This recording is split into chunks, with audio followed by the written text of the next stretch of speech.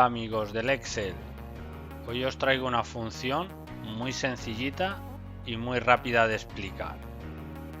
A veces nos encontramos con textos que han juntado mayúsculas, minúsculas, espacios. Bien, para que se vea todo de una manera más coherente, existe una función que te lo pasa todo a mayúsculas. Así tendrá todo una coherencia. Y la función es muy sencillita. Igual, mayús, paréntesis, el texto que queremos convertir en mayúsculas, paréntesis, y cerramos.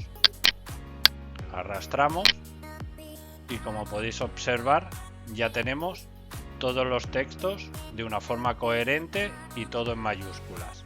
Bueno, espero se hayan resuelto tus dudas. Si te ha gustado, dale a like, comparte y suscríbete para más vídeos como este.